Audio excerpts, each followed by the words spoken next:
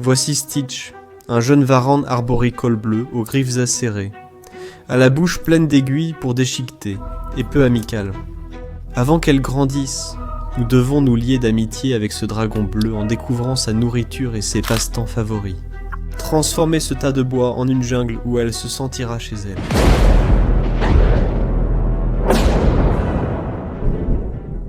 Au début, il y a 9 mois, Stitch tenait dans la paume d'une main, mais elle ne le voulait pas. Elle était timide, craintive, et préférait se cacher plutôt qu'interagir.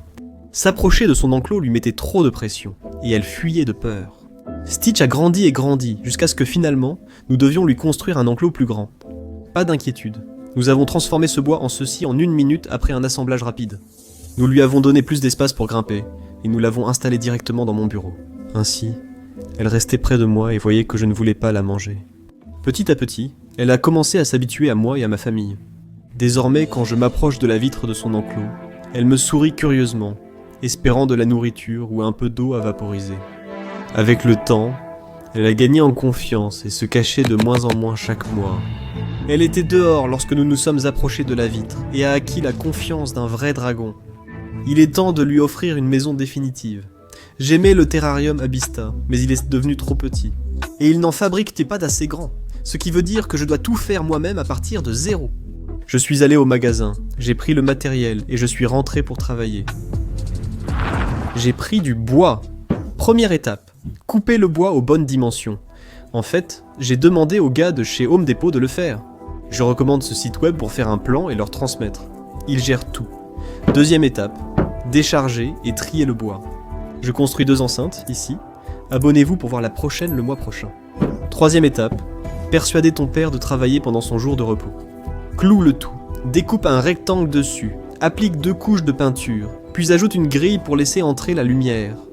Ensuite, fais une pause et mange un cornichon. Tu l'as bien mérité. Et pendant que tu y es, donne à manger un verre bleu à ton dragon bleu. En y repensant, il est temps de trouver sa nourriture préférée. Au menu d'aujourd'hui, en entrée, des griots. Saupoudrés de calcium et gavés de légumes, Stitch ne perd pas de temps. Elle plonge toute sa tête dans la coupe et en ressort avec une couronne de friandises poudreuses. Maintenant, vous avez une boîte terminée qui fuira comme une passoire si vous la plantez et l'arrosez telle quelle. Appliquez un cordon de silicone noir sur chaque jointure et lissez-le avec un outil ou votre doigt. Ajoutez ensuite un bois de récupération à l'intérieur. Ainsi, en fixant les roulettes avec les vis, elles ne dépasseront pas dans la boîte et n'endommageront pas la doublure. Placez la bâche pour bassin, fixez-la avec des agrafes et demandez l'approbation du superviseur. En attendant que le silicone sèche, attachez des plantes sur du liège. Regardez cette vidéo où je vous explique comment j'ai fait. Ce dragon, le varande arboricole bleu, grimpe. C'est ce qu'ils font. Leurs griffes sont surtout adaptées à l'écorce des arbres, pas aux rochers ou falaises. Les rochers et falaises leur conviennent mieux. Nous en parlerons le mois prochain. Il est donc logique de fixer du bois sur tous les côtés de l'enclos pour en faire une véritable surface d'escalade. Et pour cela, nous utilisons des panneaux de liège. Ensuite, assurez-vous que le patron est satisfait. Puis, reprenez votre camion et conduisez votre femme dans les bois, son lieu de prédilection. Parce que tu as épousé une princesse Disney sauvage qui peut repérer un bon bâton pour grimper au dragon à la distance d'un terrain de football canadien, les nôtres sont plus grands. Ramenez-les, nettoyez-les, laissez-les sécher et pendant ce temps, préparez des supports de jeu. Mélangez sphaigne, mousse, terre végétale et un peu de repti, puis placez le tout au fond du terrarium. Pour finir, fixez les rails pour le verre avec de la colle et des serre-joints. Il est temps de placer une grosse souche au centre pour que l'animal commence à grimper et se prélasser au sommet. C'est maintenant le moment d'être créatif. Amusez-vous, donnez-lui différentes formes et apparences. Faites-en une petite section de jungle. J'ai eu la chance de voyager partout dans le monde, y compris en Indonésie, où l'on trouve ces animaux. Il y a des fougères partout. Placez les branches en laissant des espaces pour les épiphytes et disposez les bûches à divers angles. Ces petits dragons adorent grimper de différentes façons, tout droit sur les murs, tout droit sur la souche à des angles de 45 degrés, et quelques branches horizontales pour leur permettre de se reposer et de se détendre dans leur état naturel. Mais pour que cela ressemble à une vraie jungle indonésienne, il manque un élément clé. Plant drop, un énorme pothos qui a dépassé son pot à l'intérieur de la couronne de la souche. Disposez vos plantes préférées, tout autour de l'enclos, sur les murs, entre les points clés. Puis plantez également le sol avec vos fougères préférées, des plantes sensibles et d'autres plantes qui vont adorer.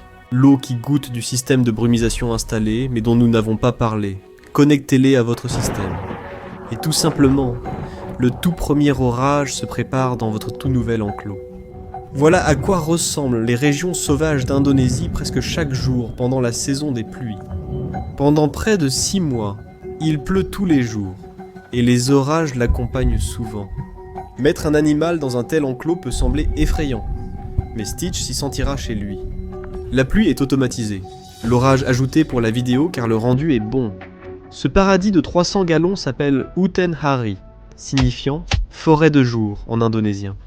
La langue que Stitch entendrait si elle croisait des humains dans la jungle de son habitat naturel. Et sur ce, il est temps de s'assurer qu'elle est à l'aise avec nous avant de la relâcher dans cet enclos. Étonnamment, elle nous a laissé la prendre. Aucun problème, elle ne s'enfuit plus devant nous. Elle est calme et curieuse, bouge la tête et observe autour d'elle. Elle est maintenant dans la pièce voisine de son enclos et semble impatiente d'y entrer. Mais je veux m'assurer qu'elle se sente en sécurité avec nous, comme soigneur. Que se passe-t-il si je la mets sur mon bras ? Je n'arrive même pas à y croire. Elle s'est posée sur mon épaule, cherchant notre proximité. Curieuse, elle s'approche de mon visage, tire la langue et observe autour. Elle sait qu'elle va bien et ne sera pas mangée. Parfois, lorsqu'on place un animal dans un enclos plus grand, il doit s'adapter. Et ils régressent un peu avant de s'améliorer à nouveau, avant de retrouver leur confiance. Et nous ne voulons pas que cela arrive avec Stitch. Nous voulons que Stitch vienne à la vitre dès qu'on est là, pour vérifier s'il est temps d'être nourri ou aspergé. Quand les lumières s'allument, nous voulons qu'elle soit excitée pour une toute nouvelle journée à Hutan Hari, sa toute nouvelle maison. Quand les lumières s'éteignent, nous voulons qu'elle aille d'elle-même dans son lit, parmi les cachettes que nous avons prévues. Nous souhaitons que ce soit toujours sa maison, qu'elle s'y sente pleinement en confiance et y vive une vie incroyable. Qu'un Varand puisse vivre en captivité. Il est temps de relâcher Stitch dans sa maison. Elle explore chaque surface, elle saute sur les murs, ce qui est exactement ce que nous voulions. L'idée, c'est de lui donner l'opportunité de grimper partout où il y a une surface. Elle peut l'utiliser. Cela va garder ses membres forts, ses griffes en forme et son cerveau stimulé. Je ne pourrais pas être plus heureux pour Stitch et de la voir si heureuse dans cet enclos. Donnons-lui une nuit et voyons si elle sort le matin. Je suis descendu après sa douche et elle se prélassait déjà. La première lumière du matin, elle battait des ailes sur la rosée des murs, trouvant son chemin sur les plantes et la souche. Stitch, autrefois un petit dragon effrayé et en colère, est devenu une créature douce mais magnifique. Et j'ai hâte de voir comment elle progresse jour après jour, jusqu'à ce qu'elle soit adulte et prête pour un compagnon.